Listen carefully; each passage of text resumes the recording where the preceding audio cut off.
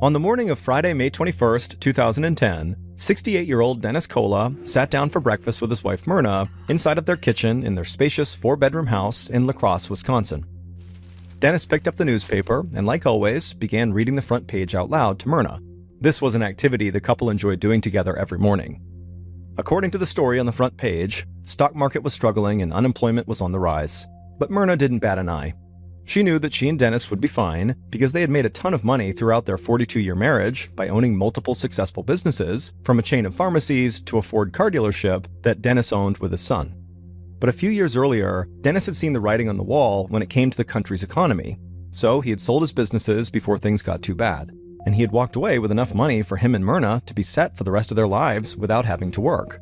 But the truth was, Dennis and Myrna actually loved to work, kind of independent of making money, so they weren't quite ready to just full-on retire. And so after selling his companies, Dennis had returned to his old job as a pharmacist, and Myrna worked at a local middle school as a substitute teacher. And so on this Friday morning, because of his work commitments, Dennis didn't have time to read beyond just the first few pages of the newspaper. After putting the paper down, Dennis finished his breakfast, then gave his wife a kiss on the cheek and told her he loved her, and then he walked out the front door. Once outside, Dennis climbed into his truck and began the 40-mile drive to the nearby town where he worked at this local pharmacy. And while Dennis made his commute, Myrna cleaned up the kitchen and then headed out to work herself. And as she drove the short distance to West Salem Middle School, she passed by all these mini mansions that were just like hers, with wide, well-manicured lawns, and then she drove by the neighborhood golf course and banquet hall. Myrna couldn't picture a better place for her and Dennis to grow old together, a small community filled with friends where she always felt comfortable and safe. And she loved how close her neighborhood was to the rest of her family. Dennis and Myrna had 2 grown children who also had children of their own, and Myrna thought there was nothing better than having the family over and spending time with the grandkids she adored. Myrna finally arrived at the middle school, and she went inside and walked down a long hall to the classroom where she had been assigned that day. She opened the door, and the faces of the students lit up. Myrna was the kids' favorite substitute teacher. The school day passed quickly for Myrna, and as always, she made each period pass just as quickly for her students by making sure the lessons were actually fun. Myrna had always believed that learning should be an enjoyable experience and not a slog where every minute feels like an hour. Myrna worked that day at the school until around 3 p.m., and then the final bell rang, and she told her class to have a great weekend, and she said she'd be back as their substitute on Monday. Then Myrna headed outside, hopped in her car, and made her way home, and then once there, she did some chores around the house, and when she was done with her housework, she sat down in the home office and logged onto her computer. About 45 minutes later, around 6 p.m., her husband, Dennis, pulled back up to the house after his day of work. He parked his truck and made his way onto the porch, eager to get inside and have dinner with his wife. Dennis opened the door and walked through the hallway toward the kitchen, his keys dangling from his hand, and then Dennis stepped into the kitchen and called out to his wife. And then suddenly, everything went black.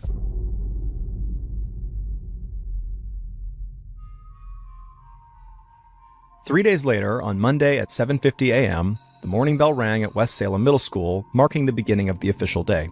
Students all took their seats in all the classrooms, and the school kind of went quiet as the teachers began their lessons. That is, in every classroom but one.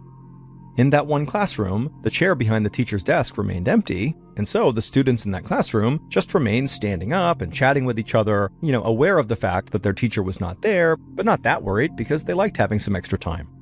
However, these students' obvious restlessness caught the ear of an administrator who happened to be walking by the classroom. And the administrator stepped into the room and asked what was going on, and the students said their substitute teacher still hadn't shown up. Concerned, the administrator told the students to wait quietly, and then he returned to the front office to double-check the schedule. This was the class that Myrna Kola had been assigned to teach that week, and apparently she had just not shown up for work and didn't tell anybody. The administrator pulled up Myrna's file and dialed her phone number, but no one answered. So the administrator checked Myrna's emergency contact info, and he found it was her son, Eric. Eric Kola was home with his wife when he got the phone call from the administrator. Eric told the administrator that he had no idea why his mom wouldn't show up for work, but he told him he'd try to get in touch with her and report back as soon as he could. Eric hung up and dialed his mom's cell phone, but it just rang and rang until it went to voicemail. So Eric called his father, who at this point in the morning would have been in his truck on his way to work, and so in theory would have been ready to receive a phone call, but he too did not answer his phone. After both parents didn't pick up, Eric turned to his wife, looking concerned, and said something wasn't right, that this was totally out of character for his parents to just go completely incommunicado. And so Eric called his sister, Cindy, and asked her if she had had any contact with their parents, but Cindy said that she hadn't talked to them since before the weekend. After Eric ended this call, he told his wife that he was just going to go to his parents' house to see what the heck was going on. And about 10 minutes later, Eric slowed his truck to a stop in front of the house, and he saw his dad's truck was out front.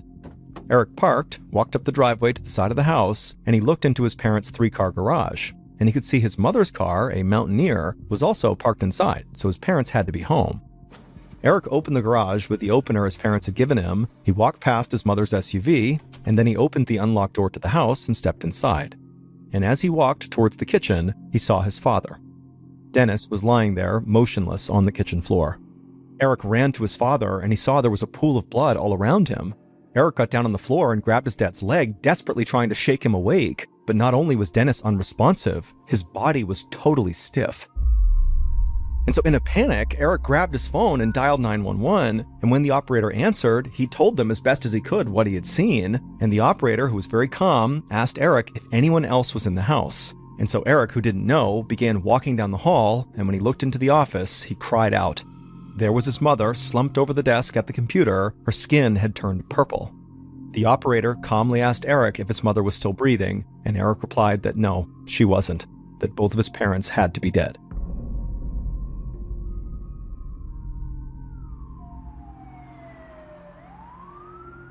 A little while after Eric's 911 call, Agent John Christopherson of the Wisconsin Division of Criminal Investigation and members of his team arrived at the Colas house. Christopherson saw 2 deputies from the La Crosse County Sheriff's Department talking to Eric in the front yard. And he saw several of the Colas neighbors standing on their porches, looking completely stunned by all the police activity. I mean, this stuff didn't happen in this neighborhood. Christopherson knew major crime was rare in this community, and a double homicide was basically unheard of. That was a big reason Christopherson and the state police had been brought in to lead this investigation. Agent Christopherson got out of his car, walked across the yard, and introduced himself to the deputies and to Eric. And he let them both know that he'd be back soon to ask some questions. Then he led members of his team into the Colas house. The smell of decomposing bodies hit them immediately, and the smell instantly told them that the victims must have been dead for quite a while. Christopherson walked to the kitchen, and he saw Dennis lying face down on the floor. Dennis was surrounded by a pool of coagulated blood, and he had a hole in the right side of his head. Dennis was still wearing his jacket, and his car keys were clutched tightly in his hand. So Christopherson figured that Dennis must have been shot shortly after he walked through the front door of his house. After looking around the kitchen, Christopherson walked down the hall to the office, where he knew the second victim had been found. He saw Myrna's body hunched over the desk. She had an obvious bullet wound in the back of her head, and her left arm was resting on the computer keyboard, as if she had been typing when someone walked up behind her and shot her. Christopherson turned around and glanced back at the office door. He wondered if the killer had stood there and watched this woman at her computer before shooting her. There was something cold-blooded about the idea, like a predator observing its prey before moving in for the kill. While Christopherson searched the office, a member of the investigative team walked inside and told Christopherson that he needed to see something upstairs. So Christopherson followed the officer up a carpeted staircase, down a hallway, and into Myrna and Dennis's bedroom. It appeared like the room had been ransacked. All of the dresser drawers had been pulled open, but as Christopherson walked across the room to the dresser, he felt like there was something unusual about the bedroom scene. Their dresser drawers had all been pulled out and left open in a way that a robber wouldn't have actually been able to see what was in each drawer, and it didn't look like anyone had actually dug through the drawers or taken anything. So Christopherson wondered if maybe the killer had tried to stage the room to look like a robbery, even though that's not what it was. Christopherson continued to walk around the room, and he quickly found pieces of Myrna's very expensive jewelry just sitting out, untouched, so that only added to his suspicion that the apparent ransacking in the bedroom really had been staged. Christopherson finished searching the room and then made his way down the hall to an upstairs guest room. This room looked untouched. But then, when he opened the door to a walk-in closet inside of this room, something immediately caught the agent's eye. It was a .22 caliber rifle propped up against the wall. Christopherson looked up, and he saw, on a shelf right above the rifle, was an opened box of ammunition. He kneeled down to look closer at the rifle, and he noticed there was an indentation in the carpet nearby that was about the same size and shape as the butt of the gun. It looked like the indentation was where the rifle had been resting, but then just recently, someone must have moved that rifle, and when they returned it, they didn't put it back exactly where they'd found it, in the indentation. Christofferson had a member of his team bag the rifle and the box of ammunition and booked them into evidence. Then, Christofferson headed downstairs and outside and joined the deputies who were talking to Eric. After telling Eric how sorry he was for his loss, Christofferson said, "Look, I have to ask you right now about what you know, because this is a murder investigation and this needs to move quickly." And so he asked Eric when was the last time he saw his parents alive. Eric said it had been Thursday night, so 4 nights earlier. He had stopped by the house to help his mother do laundry and to help his father replace some boards out on the deck. And before Eric left, Eric told Christofferson that his father had said to him, "I love you, son." And Eric had said back, "Yeah, I love you too, Dad." He said that was the last time they actually spoke. Eric did tell Christofferson that weekend he had tried calling his parents to invite them to a cookout, but they didn't pick up, so he left a voicemail, and his parents didn't call him back, but he didn't think it was that big of a deal because he knew his parents had plans with friends that weekend. After hearing this, Christofferson asked Eric if he knew of anyone who might have access to his parents' residence. Eric said he couldn't think of anyone specifically, but he did say his parents often kept their doors unlocked. This didn't really surprise Christofferson because that's how safe this community was. But now he wondered if maybe someone had exploited that sense of security and just slipped inside the house through an unlocked door. As Eric continued to speak with Christofferson and the other police officers, Eric's sister, Cindy Cowell, arrived at the property. And as she walked across the yard towards them, Christofferson could tell she'd been crying. After Cindy walked over to them, she gave her brother a hug, and the two of them did their best to comfort each other and also to provide any additional information that might help. But neither of them could think of anyone who might have had a motive to kill their parents. And so this double murder was turning into a total mystery.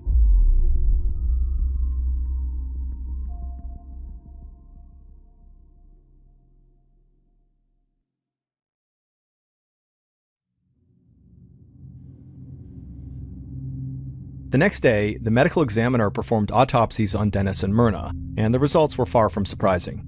Each had been shot in the head. But there was an important detail. The bullet that had struck them in the head was a .22 caliber bullet. And this was an important detail for Christofferson because it was the same caliber bullet used in the rifle he'd found in the upstairs bedroom closet.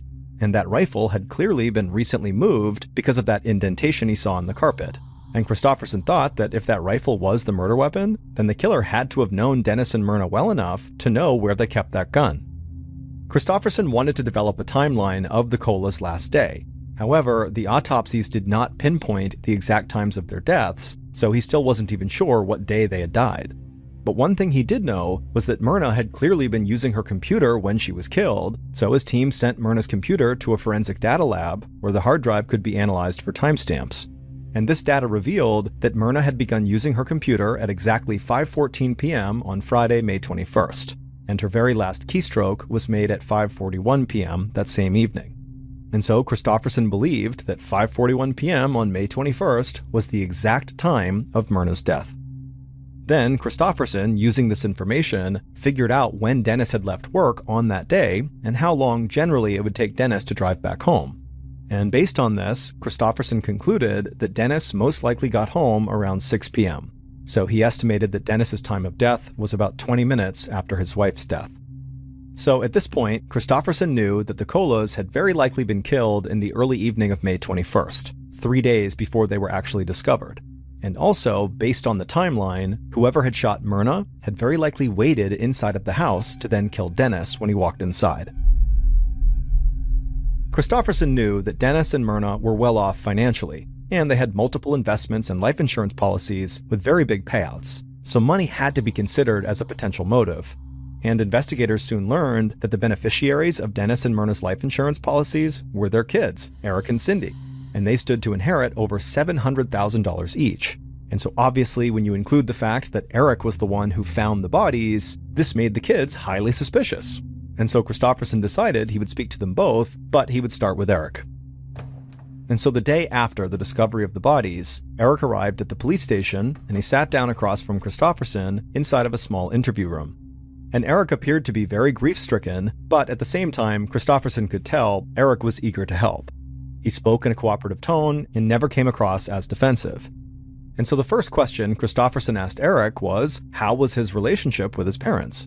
Eric said he had always gotten along with both of his parents. He said his father was a great business partner because they worked at that car dealership together, and also they played golf together all the time. Eric said he also made a point to see his mother as much as he could and also help her out around the house because she refused to slow down even though she was almost 70. After that, Kristofferson asked Eric to walk him through what he did all day on Friday, May 21st, which is again the day that Kristofferson believed the two victims were killed. Eric said that day he spent the morning and afternoon doing what he normally did, day trading. Day trading is a form of securities trading where the trader buys stocks and other assets and then sells them the same day, taking advantage of price fluctuations that occur between the opening and closing of the trading day. And Eric would say he was actually a pretty successful day trader, often pulling in between $7,000 and $10,000 a month. The only downside being that it required him to sit at home on his computer for hours and hours on end. After he finally got up from his computer, he left his house to meet up with his friend to help grout and tile a shower. He said he was with that friend until about 5:30 p.m., and then he went to pick up his wife at home because they were going out to celebrate their 16th wedding anniversary. Now, to this point in the interview, it was very cut and dry. Eric is doing his best to be composed, but at this point, Eric just suddenly shook his head and began laughing. Kristofferson was very surprised at this and asked, did I miss something funny? Eric stopped laughing and said, it's not really funny, but I had known about this day, our anniversary, for a long time. We had planned it all out. But as I was going back home that day, I actually realized I totally forgot to buy an actual anniversary gift. And so Eric would explain that he stopped at a retail store called Shopko to buy his wife a hanging plant because he knew his wife loved hanging plants, and he also knew the exact type to get her. And so Eric said he went inside the shop and he browsed the store's garden center for a while, but he didn't actually see the plant that his wife liked.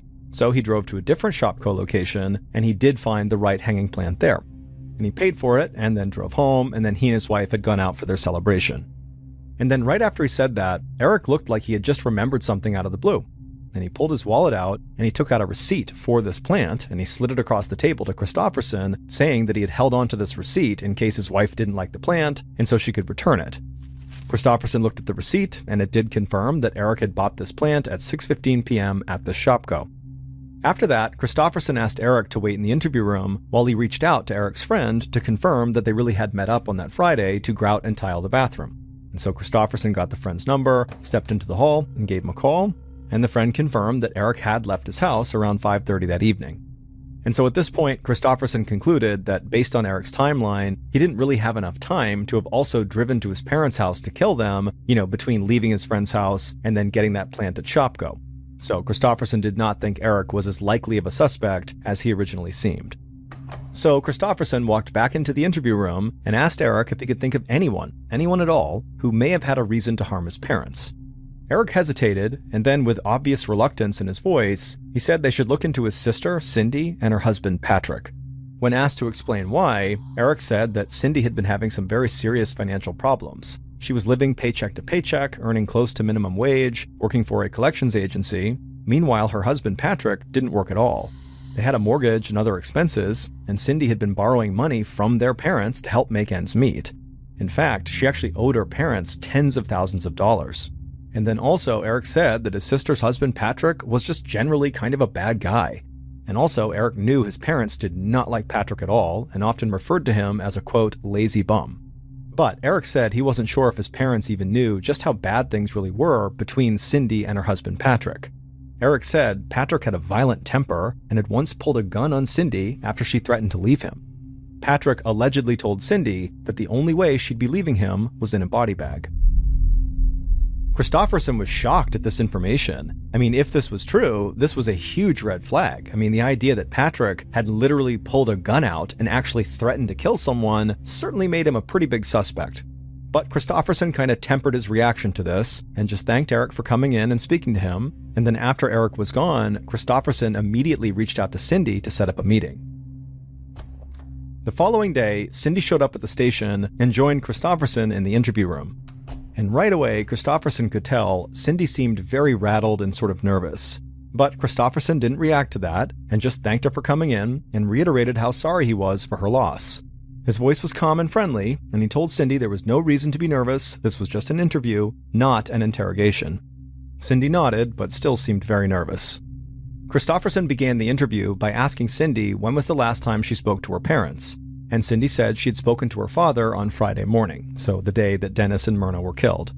Cindy said during this conversation with her dad, she had talked about her and her husband's mounting financial troubles. She had told her father that she and Patrick had absolutely no money, and to make matters worse, the unemployment check that Patrick was expecting hadn't arrived yet.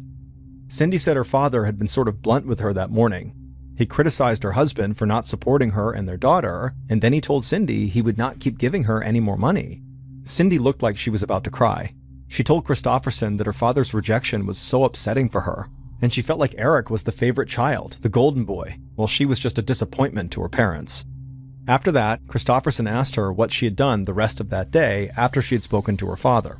Cindy said she'd been at work until about 4:45 p.m. She left the office and stopped at a convenience store to buy some groceries, and then she got home between 5:30 and 6. And once she was home, she spent the rest of the evening with her daughter and husband. Christofferson took down Cindy's work information and said that was all he needed from her for now, and that he would follow up if necessary. After the interview, members of the investigative team went to Cindy's office and obtained her punch cards.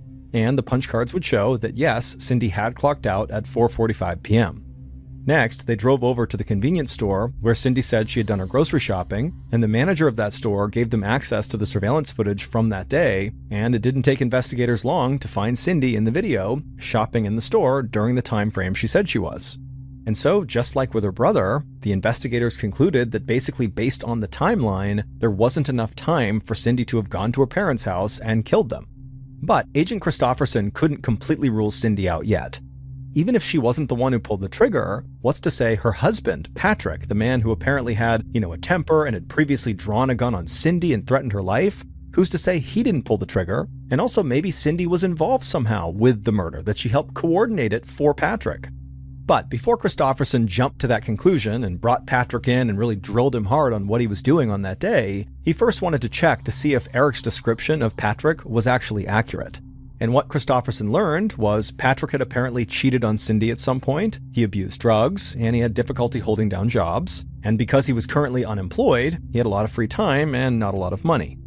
Christofferson also learned that Myrna did not like Patrick so much that she had warned Cindy that if she stayed married to Patrick, there's a chance that she would just deny her getting her inheritance, that basically Patrick could not touch this money, and that was the reason she wouldn't be getting it. And Patrick was definitely aware of this, and also he was aware that Cindy's parents were apparently about to cut them both off financially. And so it did seem like Patrick had more motive to want Dennis and Myrna dead than anybody else.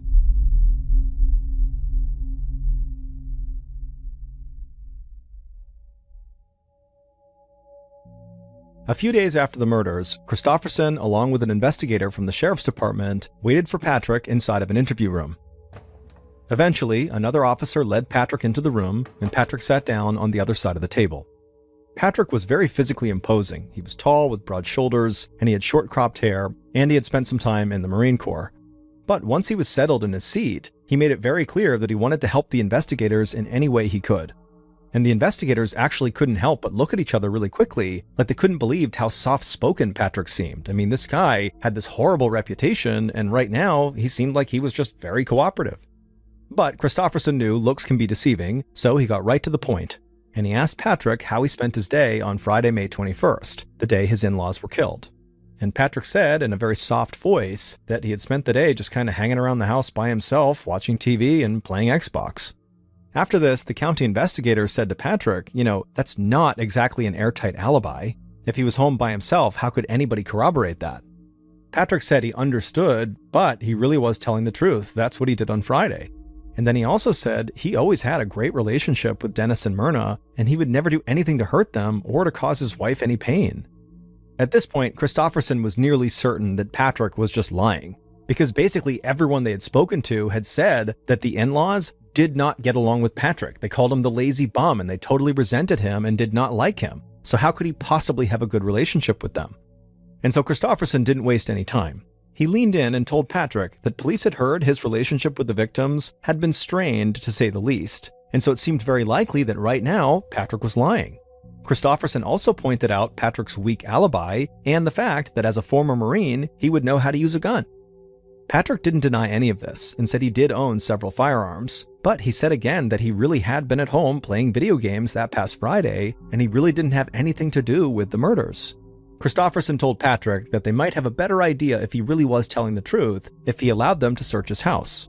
Patrick looked at both investigators, and his voice stayed calm and soft like it had the whole time, and he said yes, he would consent to a search of his home because he had nothing to hide. So not long after this interview, investigators did search Patrick and Cindy's house, and they would find multiple firearms which were confiscated. They also seized Patrick's Xbox and brought it into the crime lab for analysis. Investigators were able to see exactly when the Xbox game console was being used, and it did seem to confirm everything Patrick had said, because the Xbox had been used all day on Friday, suggesting Patrick really had been at home playing video games at the time Myrna and Dennis were murdered. And also, after closer analysis, the guns seized in Patrick and Cindy's house were not the same ones that fired the .22 caliber bullets that killed Dennis and Myrna. And so, just like Eric and Cindy, Patrick suddenly had a solid alibi. The following day, Eric walked outside of his house, he opened up his mailbox, and he found a single item inside. It was a plain white envelope with no postage on it.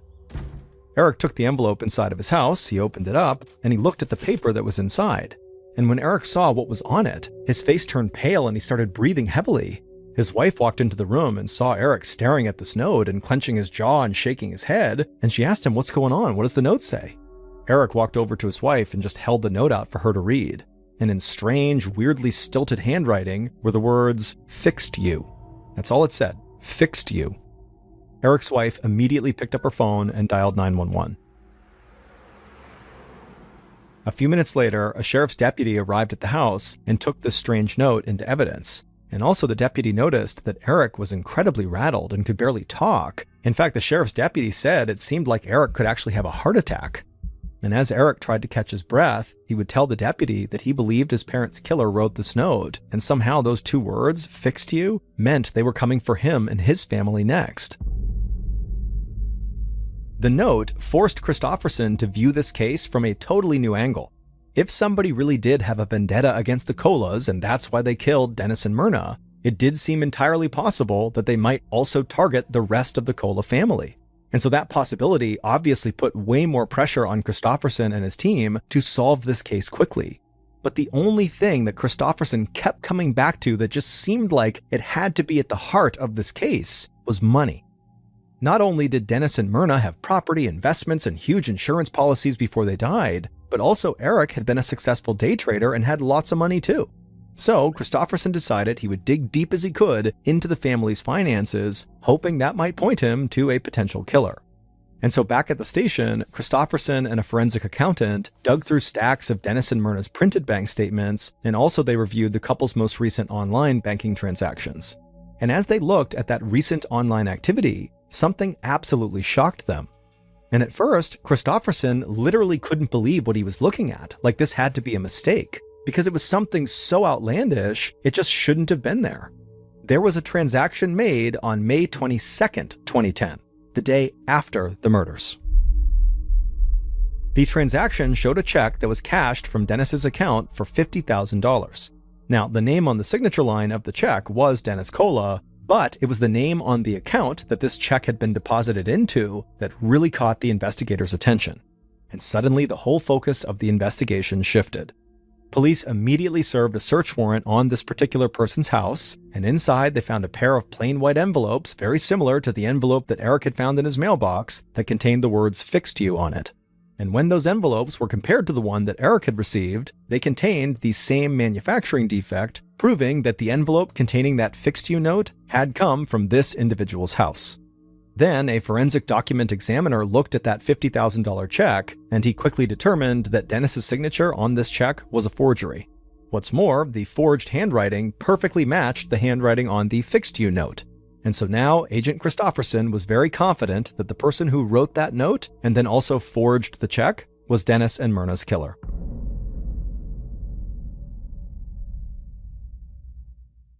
Based on financial records, evidence from the crime scene, and interviews conducted throughout the investigation, here is what police believe happened to Dennis and Myrna Cola on May 21st, 2010.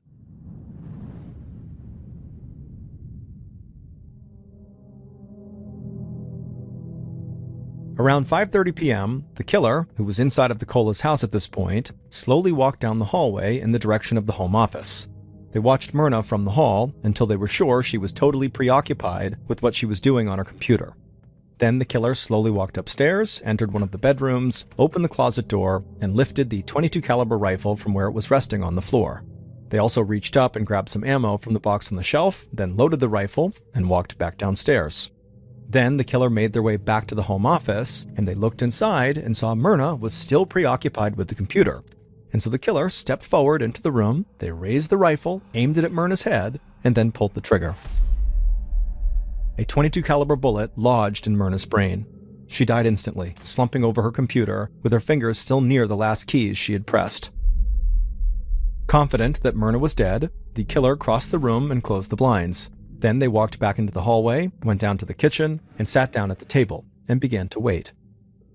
About 20 minutes later, the killer heard Dennis's truck pull up outside. The killer heard the sound of the truck door opening and closing, and then the sounds of footsteps getting louder as Dennis approached the front of the house. At this point, the killer slowly got up and moved towards the back of the kitchen and put their back against the wall, sort of out of view, and continued to wait. A moment later, the killer heard Dennis's footsteps now inside of the house, his keys jangling in his hand. Then the killer saw Dennis walk into the kitchen, and immediately they raised their rifle, aimed it at Dennis's head, and fired.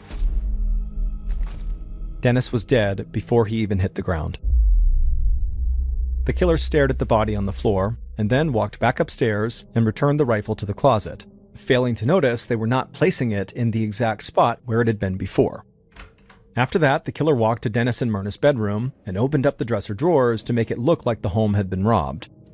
Then the killer opened up the drawer on the nightstand, tore out a check from Dennis's checkbook, and then wrote themselves a $50,000 check and forged Dennis's signature.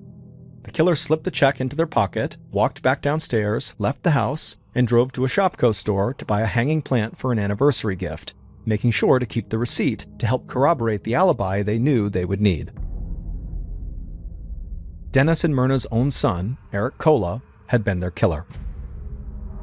It would turn out Eric had only visited one Shopko store that day to buy a plant, not the two stores like he had told police.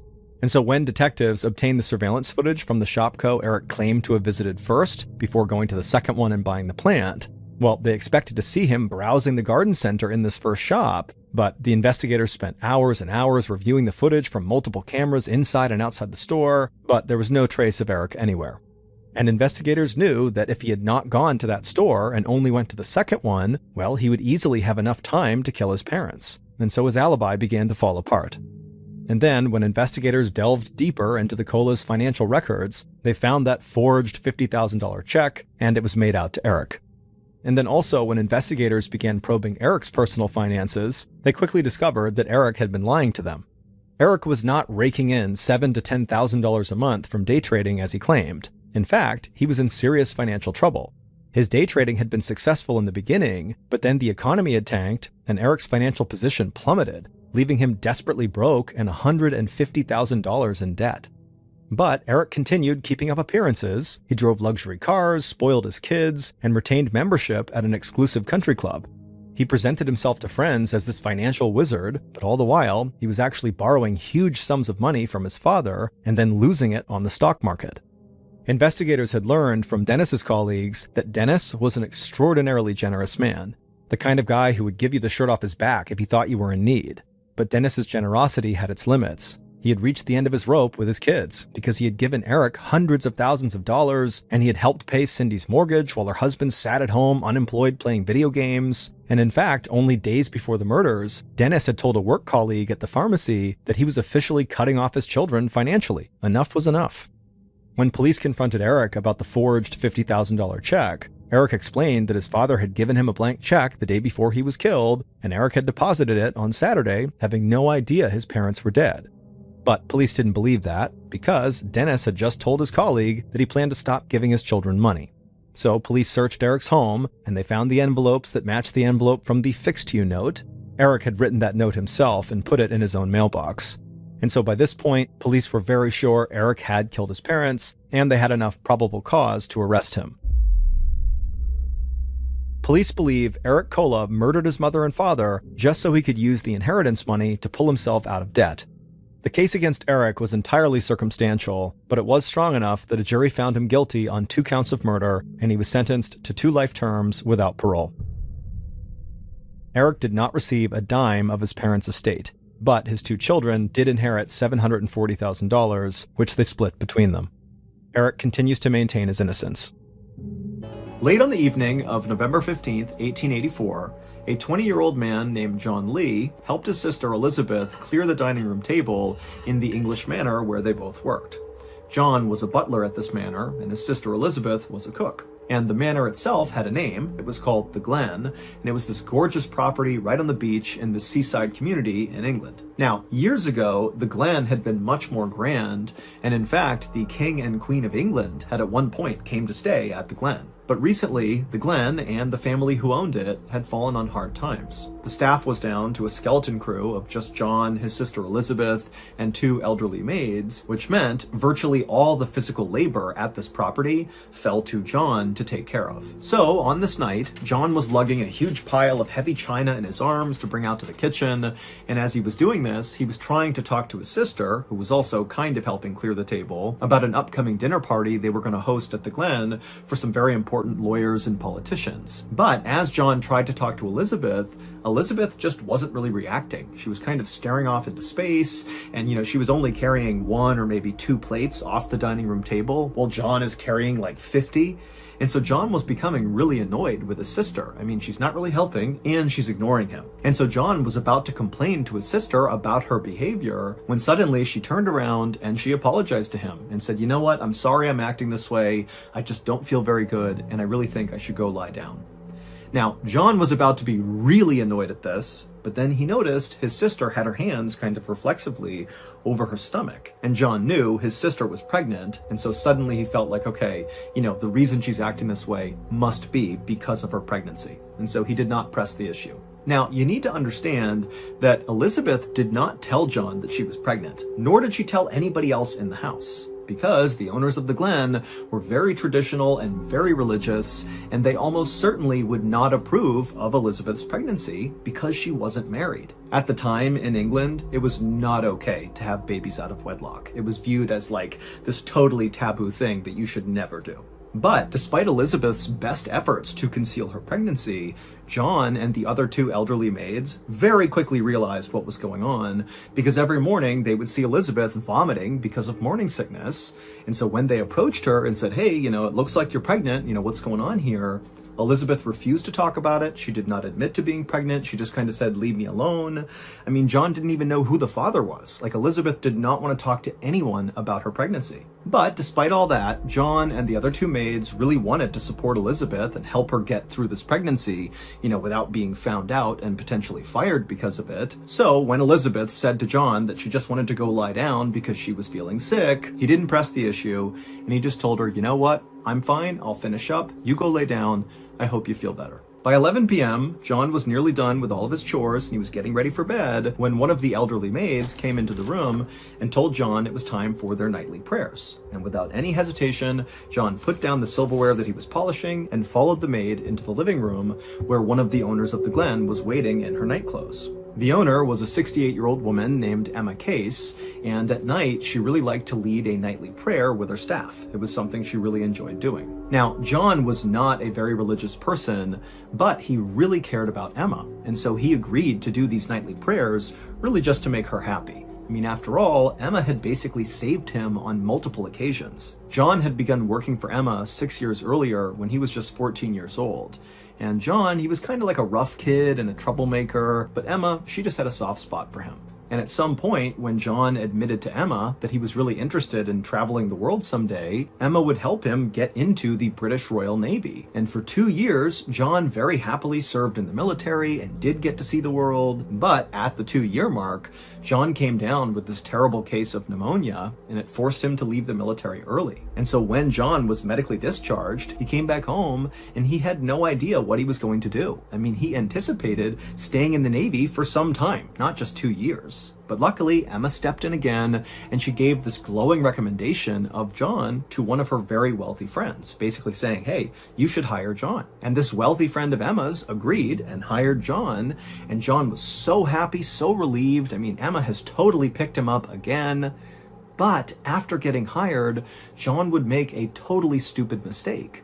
He would steal this really expensive plate from this wealthy friend, and he would get caught. And this wealthy friend, they didn't just scold John and make him give the plate back. They got the police involved, and ultimately John would be sent to prison for 6 months for the theft. And when John got out again, he was certain nobody was going to hire him. I mean, he just went to jail for stealing. But that was when Emma, for a third time, stepped in and helped John again. Emma was a big believer in forgiving people and giving them additional chances when they screwed up. And so she said to John, you know what? I understand you made a mistake. Why don't you come back to the Glen and work for me? You can be our butler. John couldn't believe it. I mean, he knew he did not deserve this chance, especially from Emma, who's now been done wrong by him multiple times.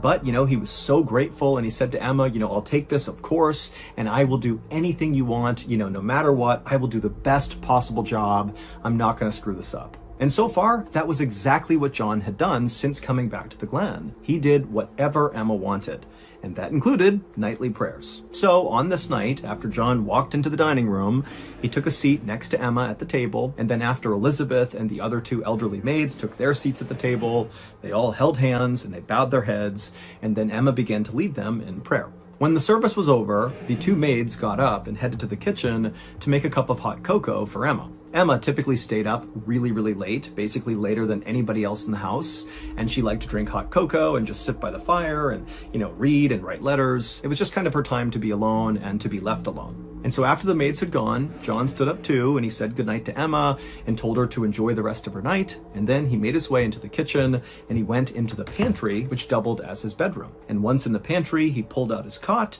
climbed under the covers, and he fell asleep.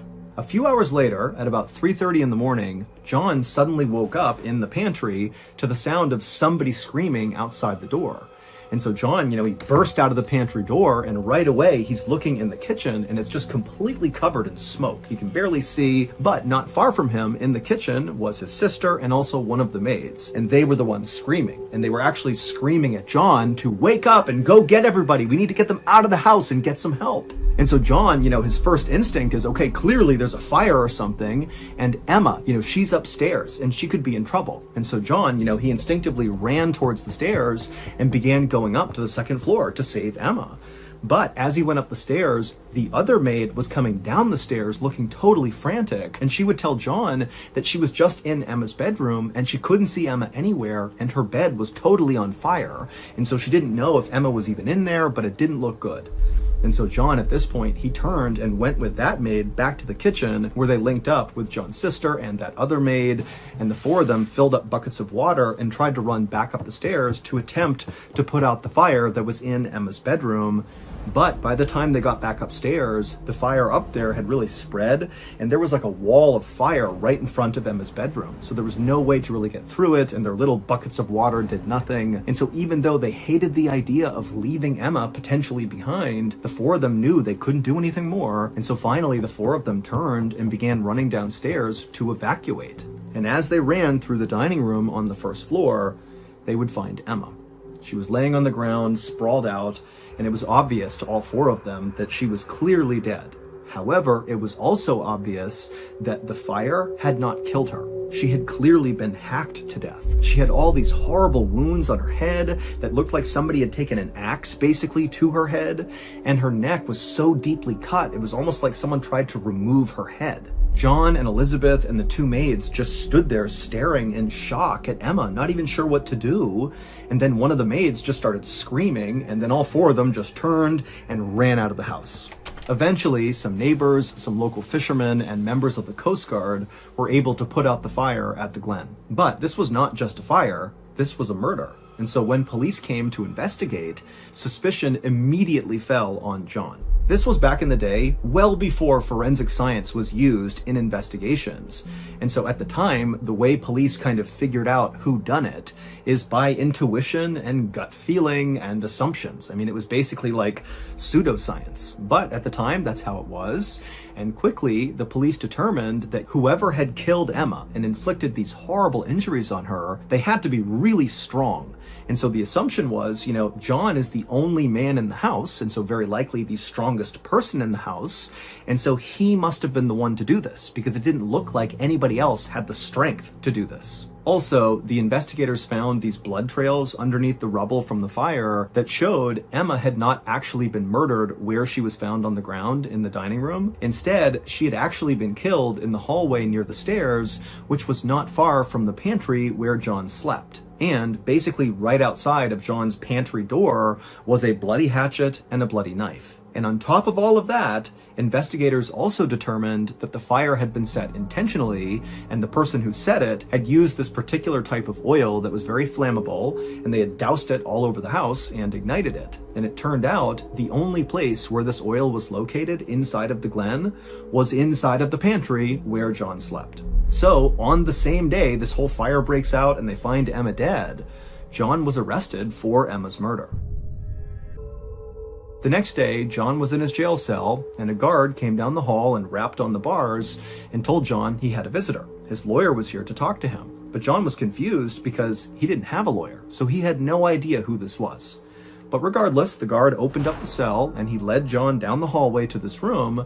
And when John walked in, he saw there was this man who was very well dressed and very handsome. He was sitting at this table, and clearly he was waiting for John. And John, at first he didn't really know who this guy was. But then it dawned on him that he knows who this guy is, and it made no sense that he was here to defend John. The man's name was Reginald Templar, and he was a very successful lawyer, highly respected in the area, and he also happened to be one of Emma's absolute closest friends. So Reginald Templar, Emma's close friend, the woman who's been murdered, is here to defend the person who's accused of killing Emma? It just didn't make any sense. But eventually, Reginald gestured for John to come in the room and sit down. And so John just kind of made his way in and he sat down. And Reginald immediately said, "John, I know you did not kill Emma. That's why I'm here." John was so relieved, and before long, he was pouring out all the information he could about everything he could recall about the night of the fire and the murder. And as he did, Reginald took all these notes, and he began creating a framework for John's defense. And so by the time John was back in his jail cell, he couldn't help but feel kind of optimistic that maybe with Reginald's help, he could actually beat this thing and prove he didn't do this. But John's relief would be short-lived. His first court appearance went extremely well. Reginald showed up in a fancy suit, and he was just completely on his game and just ripped the prosecution apart and basically said their entire case was just circumstantial, and he rattled off all these legal precedents, which John didn't really understand, but he looked up and saw the judge definitely knew these precedents and was impressed with what Reginald was doing. And then also Reginald would say that the police did a terrible job investigating. They basically didn't investigate and just jumped to conclusions that it was John. And so as Reginald is basically destroying the prosecution, Reginald looked over at the prosecutor, and he could tell the prosecutor looked really nervous. And so John was really starting to feel confident that Reginald was exactly what he needed. But on the day of the second court appearance, Reginald just didn't show up with no explanation. He didn't contact anybody. And so John just sat there waiting to see what was going to happen. The judge delayed for as long as he could. But eventually, when, Reginald still didn't show up, the judge looked to John and said, "I'm sorry, but you're going to have to defend yourself." Which, of course, John did not know how to do. I mean, he barely had even gone to school, let alone studied law. And from there, things only got worse for John. Reginald continued to miss court dates with no explanation, and then on other times he would show up to court, but instead of being this fantastic, very sharp lawyer, he kind of acted like a maniac. He would start all these unnecessary fights with the judge over totally irrelevant matters, like how to pronounce a particular word, and then when he had witnesses on the stand, his line of questioning didn't make any sense. He would ask things like, "Well, what did you have for breakfast today?" and "What's your favorite color?" And then finally, Reginald just withdrew altogether from the case, leaving John with no lawyer at all, which admittedly might have actually been an improvement for John. After Reginald withdrew, another lawyer found out about it and took pity on John and volunteered to take on the case. But it was on very short notice, and this other lawyer had good intentions, but was not nearly as skilled as Reginald was when he was kind of on his game on that first day. And so really quickly, this lawyer kind of fumbled the case, and then when it went to the jury to decide whether or not John was guilty, it took them less than an hour to come back and say, oh yeah, he's guilty, he killed Emma. And so John was sentenced to death by hanging. For the next 3 months, John sat in his jail cell waiting for his execution. And as he waited, he continually insisted that he really was innocent and that ultimately God would protect him. Finally, February 23rd, 1885 rolled around. This was the day of John's execution, except something very weird happened on this day.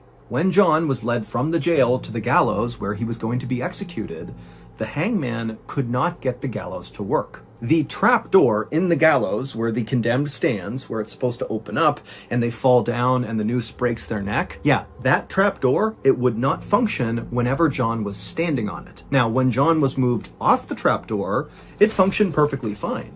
It was only when he was on that trap door that it would not work. And so think about this. Pretend you're John. 3 different times, the hangman led him onto that trapdoor. They put the noose around his neck, put a bag over his head, asked him for his last words, and they threw that lever, and each time John is expecting to die, and it's not working. Finally, after the 3rd failure, the hangman just called off the execution, and then actually a judge would weigh in and say, you know what? We cannot possibly attempt for a 4th time to execute John. This constitutes cruel and unusual punishment, and so they swapped his sentence from a death sentence to 22 years in prison. And none of this would make any sense until one day, 6 years after Emma's murder, when John, by this point, was just sitting in a jail cell and everybody had forgotten about him. On that day in 1890, a group of very high society type people, politicians and lawyers and rich people, they all gathered in this misty cemetery not far from the Glen. The group was in the cemetery for the burial of a very important and well-respected man who had died after slowly going insane. And as the priest finished his final blessing, the mourners began chucking handfuls of dirt into the grave, and as they did, one of them said quietly but out loud, "Today, we have buried a murderer." Here's what many people believe really happened on the night of November 15th, 1884, when Emma was killed. At the time of Emma's murder, Elizabeth's pregnancy was very scandalous, but not just for Elizabeth. It was also scandalous for the father of the baby, the father who nobody knew except for Elizabeth. And it was scandalous for this father because, like Elizabeth, he was worried what society would think if they found out he was having a baby out of wedlock, especially with Elizabeth, who basically from a societal standpoint was kind of below his station. But despite all that, the father of the baby did not attempt to distance himself from Elizabeth. Instead, on the night of the murder, the father of the baby actually decided to sneak into the Glen to see Elizabeth. But Emma was still awake. She was up late, drinking her hot cocoa, writing and reading, and she heard the sound of the father coming into her home. And so she got up to go investigate, and she would eventually find the father up in the hallway right outside of Elizabeth's bedroom. And remember, Emma is very traditional, she's very conservative and religious, and she's seeing this strange man in her house clearly going into or coming out of Elizabeth's room, and she was so offended and angry, and so Emma just began screaming at this guy to get out of her house, and if he didn't, she was going to tell the whole world about this illicit relationship. And then Emma walked up and hit this guy right in the face, and at this point, the father just snapped, and he flew into this rage, and he began screaming back at Emma, and then he grabbed a hatchet that was on the wall right near the pantry, he pulled it off, and he brought it down right on top of Emma's head, and Emma crumpled to the ground. And the man, he's looking down at Emma, and he's realizing he's inflicted this horrific injury on Emma, and if she doesn't die, she's gonna tell someone, and then this father is gonna go to jail, if not worse. So, in a moment of panic, this father runs into the kitchen, gets a kitchen knife, comes back, and he finished Emma off. Once she was deceased, he dragged her back to the dining room where she normally did her reading and writing, and then he doused her and the whole house in that weird oil that he found in the pantry where John was sleeping, and after getting the whole house covered in it, he ignited it, and then he ran out of the house. But over the next 6 years, Emma's killer felt so bad about what he had done, both to Emma and then nearly killing Elizabeth and his unborn child, that he went completely insane, and this caused his physical health to totally fail, and he died. But right before he died, as he's laying in his deathbed, he began ranting and raving about all the things he regretted in his life, including murdering a woman at a big, beautiful seaside estate. Basically, he was admitting to killing Emma, and he did it in the company of all the people who would then be at his burial. And so that's why, as they're throwing the dirt onto his casket, they're saying, "Today we buried a murderer." The killer's identity was none other than Reginald Templar, John's lawyer. Now, nobody knows if Reginald took John's case because he felt guilty and wanted to prevent an innocent man from going to jail, or if he just wanted to sabotage John's case to ensure he did go to jail to protect himself. Like, we don't know. Either way, though, it was during the course of this trial that Reginald began his descent into madness, which would ultimately lead to his death. Some people believe the reason the gallows malfunctioned every time John stood on that trapdoor and it wouldn't open was because of divine intervention. That God or a god or some deity came to earth and literally interfered with the execution to spare John's life. And the reason people think that is because, John really was an innocent man and he did not deserve to die. John would serve all 22 years of his sentence, and then when he got out, he became famous for being the man who could not be hanged. John would eventually get married, and he would move to America, where he would live a very happy and quiet life until he died at the age of 81. Hey everybody, as mentioned earlier, right now you can listen to over 100 new stories on the MrBallen Podcast wherever you listen to podcasts. It's available on all of them. And so right now, I'm going to play you a clip from an episode of the MrBallen Podcast. It's called Rendezvous in Capistrano. Enjoy. At 10 p.m. that night, Deputy Tony Castillo of the Orange County Sheriff's Department was in his cruiser out on his usual rounds. Deputy Castillo eased off the gas when he noticed a silver Dodge Stratus car pulled over in the breakdown lane on a rural highway outside of San Juan Capistrano. It was pitch black and there wasn't much traffic. Castillo figured there wasn't a reason for anyone to stop right there unless they were having car trouble, so he decided he would walk over and see if they needed any help. Castillo pulled his cruiser in behind the car. He could see that the car's engine was still running and the high beam lights were on, and the passenger side door was wide open. Just ahead of the car on the side of the road, Castillo saw a pole with an emergency phone box attached to it. He thought maybe the passenger in this car had jumped out of the car after it pulled over to go use that call box to call for help, because maybe their car had broken down. But then Castillo noticed a woman's bare foot sticking out of that open passenger door, and he knew right then something had to be wrong. Castillo radioed to let dispatch know what he'd found and that he was now going to go investigate. Then Castillo got out of the cruiser, put his right hand on his holster, and began walking towards the back of the Dodge. Castillo's footsteps on the gravel were the only sound. Castillo saw what looked like a smear of blood on the back passenger side door, but he went around to the driver's side and he saw right away the front window was smashed, and Castillo saw a scene of pure horror inside the car.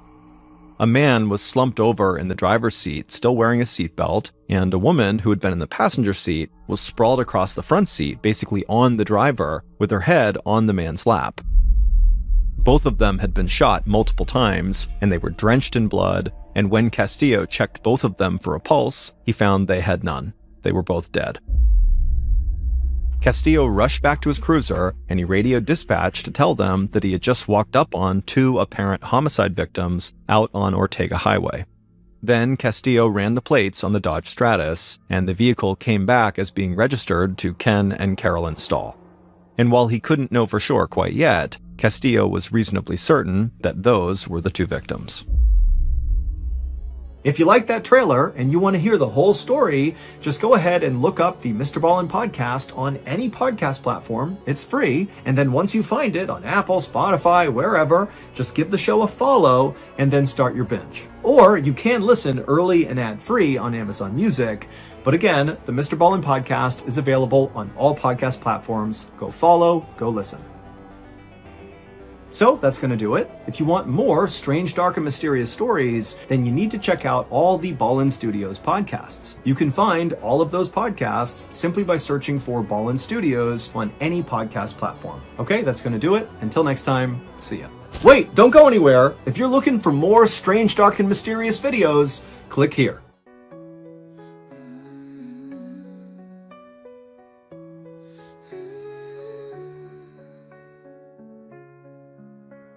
City lights are fading, lost in this decay. Echoes in the... On December 7th, 1993, a pregnant woman named Diane Schaap sat inside of a hospital room in the city of Fulda, Germany, staring anxiously at the nurse who was doing her blood pressure. When the nurse was done, she would tell Diane that her blood pressure was still too high.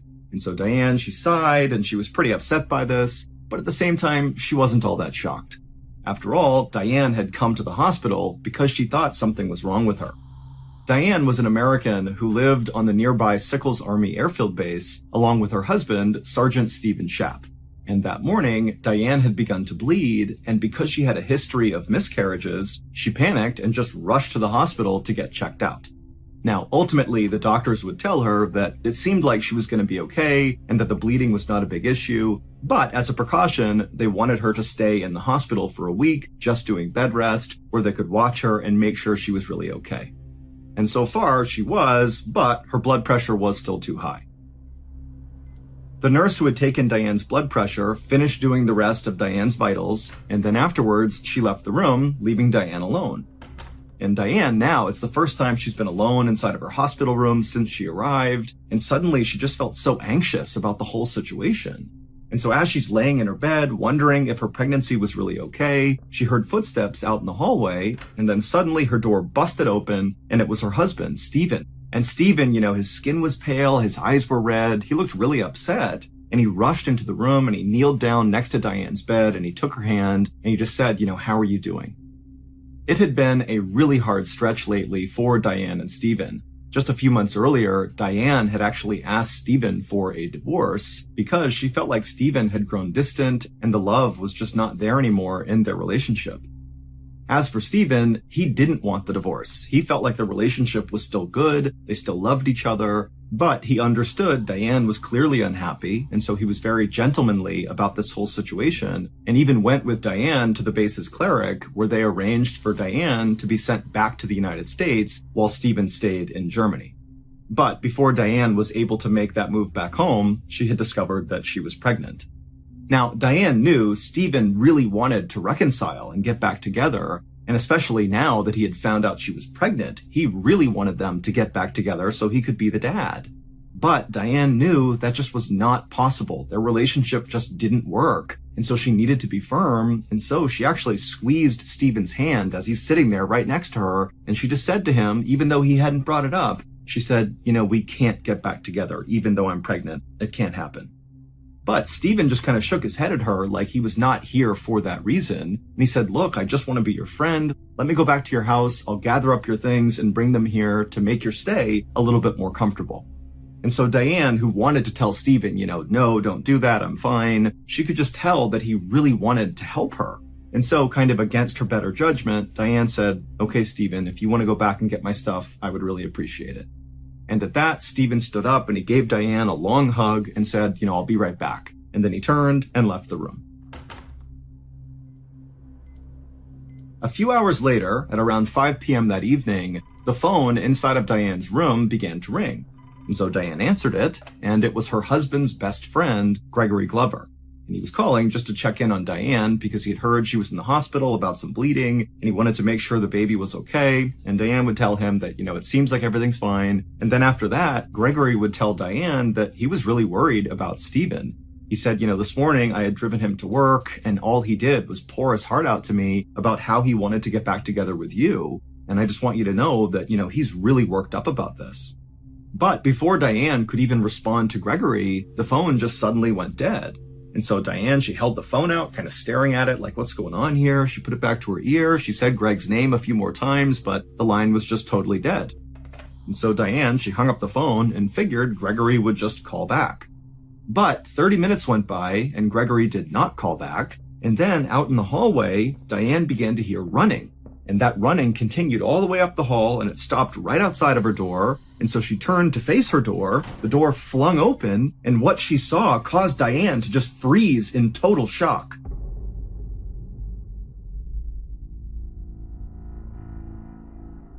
A few hours earlier, after Stephen had left Diane's hospital room, he had gone straight to her house to begin gathering things up for her. And so when he got there, he had a gym bag, which was made by a sports and athletic company called Head, and he had gone inside of her house and begun going around the rooms, gathering things she would want, and putting them in this bag. And at some point, Stephen made his way into Diane's bedroom, and suddenly he was just kind of overcome with sadness because he looked around the room and he saw there were still pictures up from their wedding day, and there was a card that was face down on the bedside table that he recognized. And just all of these different things he was seeing just suddenly made him feel so depressed about losing his marriage. And so Stephen, instead of continuing to gather up things for Diane, he just began pacing back and forth inside of her bedroom, thinking about ways he could potentially win Diane back. Maybe there was a gift he could give her or some sort of offering or gesture that would show her that he still loved her very much. And so as Stephen was thinking about this, he happened to glance down at his gym bag and suddenly he felt totally inspired, like he knew exactly what he needed to do. And so without another thought, Stephen grabbed something off of the mantelpiece inside of Diane's bedroom. He threw it inside of his gym bag. Then he grabbed the bag and walked out of her house. Once Stephen was outside, he had a big smile on his face. He was even whistling as he walked. And he went down and he got into his car and he drove off. But instead of going to the hospital where Diane was, Stephen began driving in these weird loops all around Sickles Army Airfield Base, almost like he was going on a joyride. But as he was driving, Stephen was constantly scanning left and right, like he was looking for something. And then at some point, as he did one of his many loops, Stephen passed by the mess hall, the cafeteria, and he saw all the soldiers going in and out of this mess hall, and he thought, oh, that's where it will be. The thing I need is inside of there. And so Stephen, he parked his car, he got out, and he rushed inside of the mess hall. But after looking all around, he couldn't find the thing he wanted. And so frustrated, he turned and walked out of the mess hall. But when he went back outside, as he was walking back to his car, something out of the corner of his eye caught his attention, and he looked over, and it was this phone booth right on the sidewalk up against the road. And he couldn't believe it, but there it was. There was the thing right near this phone booth that Stephen desperately wanted. And so Stephen, instead of going to his car, just began walking in a straight, very determined line towards this phone booth. 30 minutes later, Diane heard those running footsteps out in the hallway, and then her door flung open and she froze in shock at what she saw. Because what she saw was her husband, and he had this totally crazed look on his face, like he was smiling, but kind of deranged, and he was holding that Head gym bag. And he walked in holding the bag and just stared directly at Diane, and then he opened it up, he reached inside, and he pulled out his special gift. The thing he had been driving all around base for that he had found inside of that phone booth, and he walked up to Diane and he put it right in her face and said, look what I brought you, look. And by this point, Diane was screaming bloody murder. It would turn out when Stephen first arrived at Diane's hospital room that morning and he had knelt down and taken her hand and asked if she was okay, Diane had been very firm with him that they could still not get back together even though she was pregnant. Now, this was crushing news for Stephen because he did secretly hope that this baby would bring them back together, but what Diane told Stephen next was infinitely more crushing. She would say to Stephen that the real reason they could not get back together was because this baby was not his. Now, Stephen had initially taken this news pretty well and said to Diane, okay, I understand, at least let me go to your house and gather up some things for you and bring them back here so your stay at the hospital is a little bit more comfortable. And Diane had maybe been a little bit surprised at how well Stephen had taken this, and she said, okay, yeah, that would be great. And so Stephen had left the hospital, gone to Diane's house, he went into her room, and he began putting her things into that gym bag when suddenly he stopped because he noticed those pictures on the mantelpiece of their wedding day, and it was just kind of crushing to realize that his marriage really was over. And then, before he went back to packing, he happened to glance over at the bedside table, and he noticed a card face down on that table.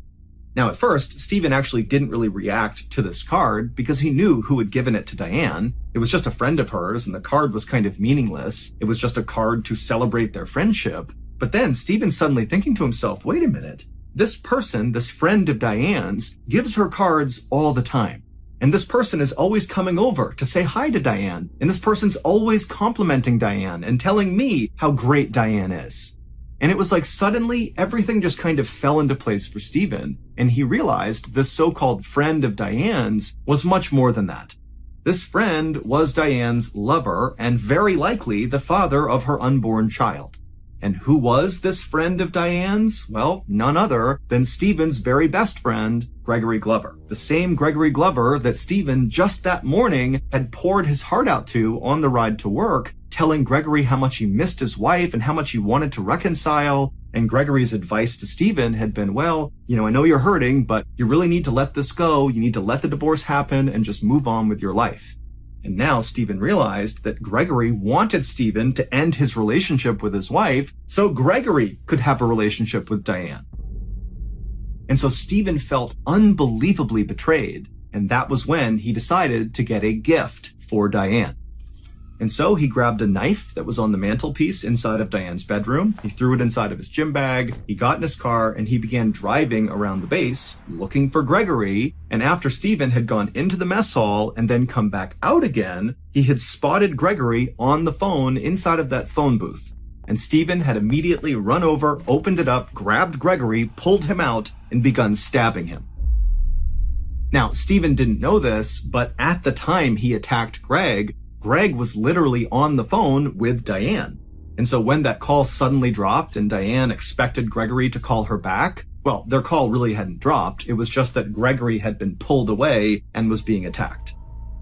Gregory, who was totally caught off guard, tried his best to defend himself against Stephen, but Stephen was just crazed and he kept hacking away until finally Gregory had stopped moving. And then at some point, Stephen stood up and kind of caught his breath, and he's looking around at all these onlookers who can't believe what they're seeing. And Stephen said, I'm sorry. He grabbed some things off the ground, put them inside of his head bag, and then he took the bag, he ran to his car, drove to the hospital, ran through the hospital to Diane's room. He flung the door open, and Diane is shocked to see him. And Stephen walks in with this crazed look on his face, and he holds up the bag, he unzips it, and pulls out Gregory's severed head. And he holds it right in front of Diane and says, look what I brought you, look. And he placed it down right on the bedside table, looking directly at Diane. And so Diane began screaming and people began rushing into the room. Meanwhile, Stephen just sat in the corner calmly, waiting to be arrested. Ultimately, Stephen would be tried by a military court and he would be sentenced to life in prison.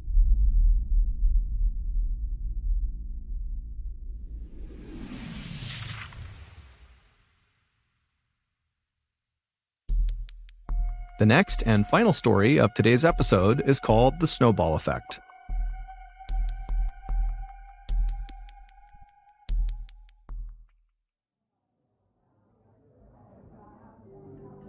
On the evening of December 20th, 2022, a young woman named Moon Soo-ho, along with her boyfriend, whose name was Lee Ki-young, sat at a table at a Korean barbecue restaurant in northern Seoul, which is the capital city of South Korea. The couple didn't even have any food yet, but Moon was not even looking at the menu. Instead, she was excitedly checking her watch, waiting for her parents to arrive. This dinner was a very special occasion for Moon because she had been dating Lee for several months now and she was totally in love with him, but she had not introduced him to her parents yet. And so Lee had surprised her with reservations to this restaurant tonight for 4 people. He had invited her parents to come to the dinner so they could all finally meet. Moon looked across the table at Lee and she smiled because she knew as soon as her parents saw this guy, they were going to be impressed. Lee was a 32-year-old Army veteran with lots of crazy stories from his time in the military. He was also exceptionally good-looking, he was very well-educated, and he came from a family that was extremely successful and very wealthy. Lee's grandfather owned the high-rise building that Lee was staying in. I mean, this family was very influential and powerful in South Korea. But Lee was not full of himself. He was very humble, he was kind and polite, and he had a total soft spot for little animals. He had adopted a dog and 3 cats and adored them. I mean, this was a guy who was kind of like the total package that any parent would be psyched that their daughter was dating. After Moon and Lee had been sitting at this table for about 15 minutes, Moon looked up and she saw her parents finally coming in the door. And so Moon, she stood up and she waved to her parents and flagged them over to the table. And so they came over, they said hi to Lee. And right away, Lee, he picked up the menu and he ordered all these very expensive drinks and all the expensive meats on the menu. And then before long, Lee was chatting with Moon's father about his military service. And then Lee was talking to Moon's mother and showing her pictures of his dog and his 3 cats. And Moon, she was just sitting back, enjoying watching this because she could see from her parents' facial expressions that they seemed to really like Lee too. And so this night was going as good as it could have.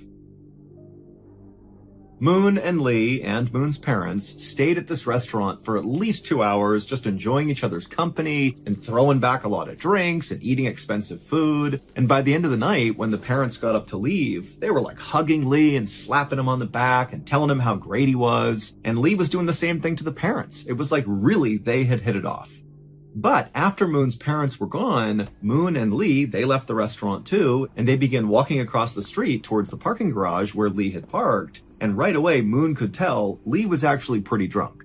She had not noticed it in the restaurant, but now she could see Lee was kind of stumbling a little bit. But Moon wasn't upset about this. If anything, she just thought, wow, he was so composed talking to my parents in there, despite obviously being drunk. He had just managed to mask it really, really well. But despite how impressed she was with her boyfriend, Moon didn't want Lee to drive them home. It seemed like that would be really unsafe to do because, again, obviously he is drunk. And so when Lee and Moon made it to Lee's car, Moon kind of gently told Lee, hey, why don't we leave your car here and just call a taxi and they can take us home safely. But when she said this, Lee took it as if Moon was criticizing him for being too drunk. And he felt really offended because in his mind, he had just put on this great date and made this great first impression on Moon's parents. And here she is kind of nagging him. And so Lee just kind of blew his lid and the couple got in this horrible yelling fight in the parking garage, which ended with Lee telling Moon that their relationship was now over. And then Lee turned around and stormed off to hail a cab by himself. And after he was gone, Moon just stood there next to Lee's car being totally shocked at what had just happened. And then kind of in a daze, she went and hailed a cab herself and went home. And then she just laid in bed and cried until she went to sleep. But Moon was not heartbroken for long because the next morning when Moon woke up, she heard a knock on the front door. And when she opened it up, there was a delivery guy with this huge, beautiful bouquet of roses for Moon. And so Moon took these roses and quickly found a card attached to the roses. She opened it up and there was a letter from Lee saying, please accept these roses as a part of my apology. Last night didn't go so well. I'm really sorry. Please come to dinner with me tonight. Moon was so relieved to get this apology letter that she called Lee right away and said, you know what? I do forgive you. It's all water under the bridge. My parents, they loved you and they have no idea about that fight we had. So let's just put it behind us and just continue being boyfriend and girlfriend. And at this point, it was Lee's turn to be totally relieved because he didn't know if Moon would want him back.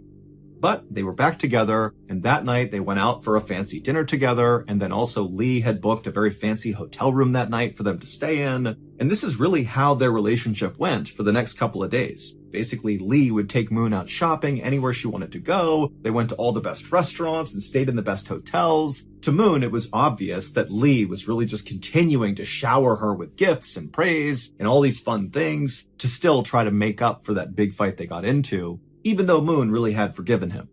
And at some point, after several days of being treated like a princess by Lee, Moon finally told Lee, stop buying me stuff. It's fine. I totally forgive you. Everything is good. But Lee insisted that he be allowed to continue to spoil her. After all, it was the Christmas season and she deserved to be spoiled around Christmas.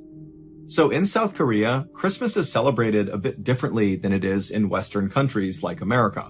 In South Korea, Christmas is a big holiday, but it's really just a holiday for couples. It's not really a family occasion. So in South Korea, on Christmas, lots of couples will go out on these fancy dates. And so that's kind of how they celebrate Christmas. Whereas, in Western countries like America, it's all about family and waking up and getting presents from Santa Claus. So that's the difference. Western is family-centric, and in South Korea, it's very couple-centric. It's kind of like Valentine's Day in the winter. So, on Christmas Eve, Lee told Moon that he had a very special dinner planned for Christmas, and would Moon mind coming over to Lee's apartment on Christmas morning to feed his cats and his dog, because Lee was going to be out running errands in preparation for this big Christmas dinner. And of course, Moon said she would. So, at around 11 a.m. on Christmas Day, Moon hopped off the elevator inside of Lee's apartment building and began walking down the hall towards his door, carrying the key to his door. But as Moon walked closer and closer to Lee's door, she began smelling this really powerful smell. It smelled like roses. And for a second, Moon thought to herself, oh my goodness, this whole thing was a setup. I'm not here to feed his pets. I'm here because he must have planned some really elaborate thing for Christmas Day for right now. And probably it has to do with lots of roses inside of his apartment.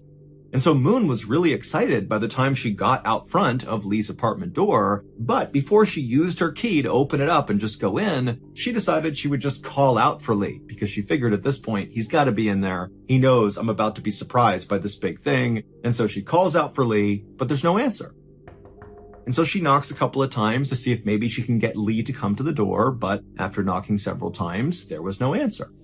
So eventually, Moon used her key, she opened up the door, she swung it open, and she stepped inside of Lee's apartment, expecting to be wowed by whatever Lee had planned, but instead, when she looked around, she couldn't really understand what she was even seeing.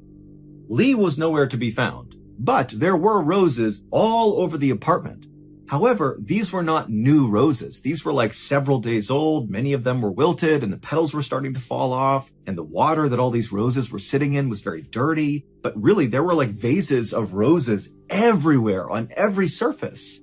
And right away, Moon started to feel really uneasy. It was like very creepy to be in this dark apartment where no one's inside of, with just these weird flowers everywhere. And so without going any further into the apartment, Moon once again yelled out for Lee in hopes that maybe he was here, but again, he didn't come out of any of the rooms, so she knows she's alone. And so she called Lee on his phone to try to get an explanation for what she was looking at, but Lee didn't answer his phone. By this point, Lee's 3 cats were circling around Moon's legs because they were eager to be fed, and so Moon kind of stopped thinking about this strange flower situation and looked over at the cats' bowls and saw there was no dry food. They had eaten all of their food. And so Moon began walking over to the bowls when she realized Lee had not told her where he kept the cat food, and so she had no idea where it was. So Moon began opening all the kitchen cabinets, hoping to find this cat food somewhere, but she didn't. And so eventually she left the kitchen and she walked down this hallway inside of the apartment, and she found there was a skinny closet in the hallway that looked like a place where you would store cleaning supplies and vacuums and that sort of thing. So she reached down and tried to open it. She was able to turn the doorknob, but there was something inside of this closet that was making it really hard to open, like it was stuck on something. Now, again, Moon is kind of looking around this dark, dingy apartment that's filled with all these wilted roses, and she's feeling super uneasy, but she thought, I just want to feed these cats and just get out of here. And so Moon just grabbed that door handle and yanked as hard as she could, and she managed to pop it open. And for a second, Moon just stared at the inside of the closet, having no idea what she was even looking at. And then she started to scream.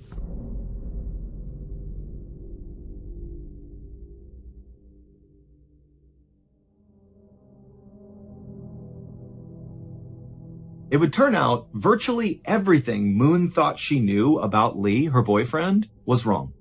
5 days earlier, after Moon and Lee had gotten into that horrible fight in the parking garage following the dinner with Moon's parents, Lee had made it seem like he was storming off to go hail a cab and drive home on his own. But in reality, after he stormed off, he waited for Moon to walk away and get a cab on her own, and then Lee just walked right back over to where he had parked his car in the parking garage. He got inside, turned it on, and began driving home.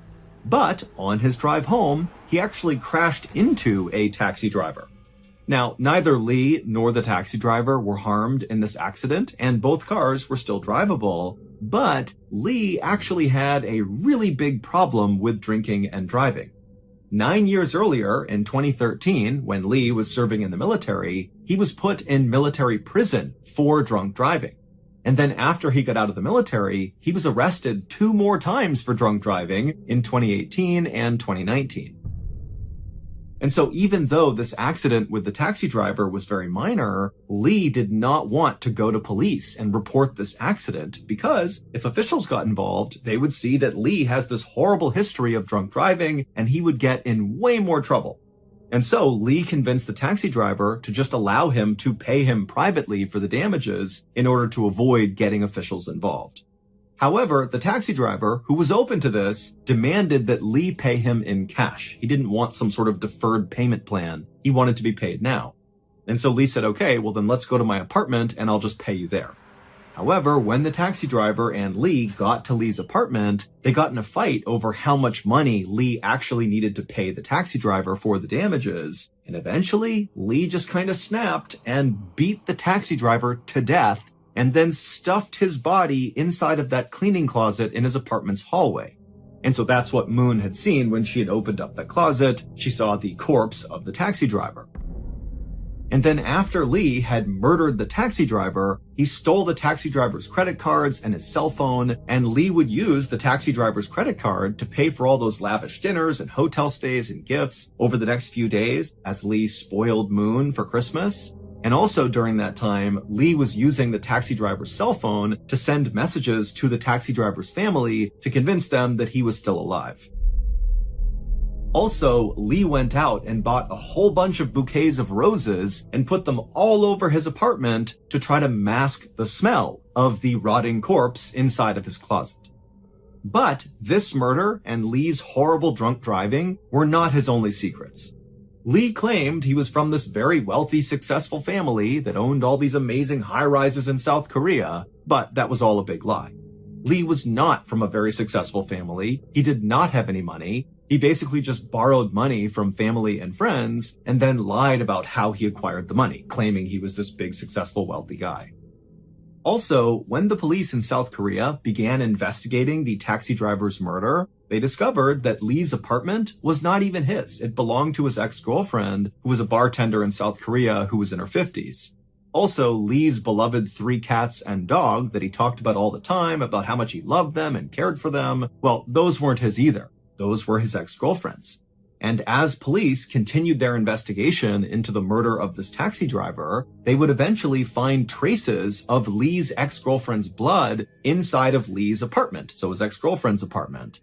And they would discover that Lee had murdered his ex-girlfriend, stolen her apartment, stolen her pets, and even took her cell phone, and to this day had been sending messages to her family to try to convince them that she was still alive, even though nobody had seen her and had no idea what was going on with her. Lee was ultimately arrested for 2 counts of murder, and he would quickly admit that he did kill the taxi driver and his ex-girlfriend. However, by this point, police had located the cell phone of a missing woman amongst Lee's things, and so they became very suspicious that he might have had something to do with this 3rd woman's disappearance. However, to this day, Lee has denied having anything to do with this missing woman, and they still have no idea what happened to her. And so that case is kind of on hold.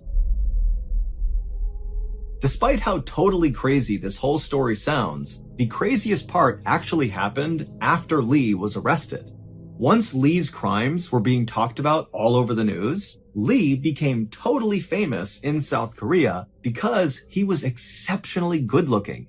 On the news, they would play CCTV footage of Lee interacting with that taxi driver before he murdered him. And the only takeaway from lots of people in South Korea was, wow, this guy is so unbelievably attractive. He looks like an actor. Not, here's a guy who's about to murder someone. In fact, Lee became so popular in South Korea for being so beautiful that there became a real fear that Lee's ex-girlfriend, Moon, would become a target in some way. That maybe Lee's fans would blame her for putting their beloved Lee in prison and they might try to attack her. However, the police in South Korea did a really good job of masking Moon's identity, and so to this day, we believe she is still safe. And also, for clarity, Moon is actually not her real name. That is a pseudonym that we used to protect her identity as well. In the end, Lee was sentenced to life in prison for those 2 murders. Lead me far away. Whispers on the wind, calling out my name. Prayers turn to sin in this endless game. Shadows take the light. In the darkness I am free, searching for a sign in the aching melody.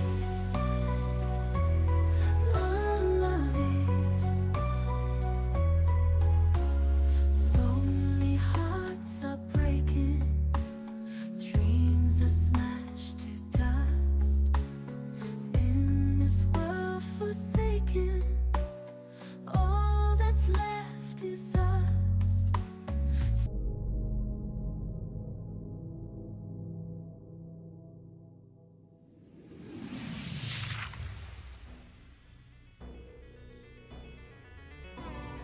Thank you for listening to the MrBallen Podcast. If you enjoyed today's stories and you're looking for more strange, dark, and mysterious content, be sure to check out all of our studio's podcasts. They are this one, of course, MrBallen Podcast, and we also have MrBallen's Medical Mysteries, we have Bedtime Stories, and also Run Fool. To find those other podcasts, all you have to do is search for Ballen Studios wherever you listen to your podcasts. To watch hundreds more stories just like the ones you heard today, head over to our YouTube channel, which is just called MrBallen. So that's going to do it. I really appreciate your support. Until next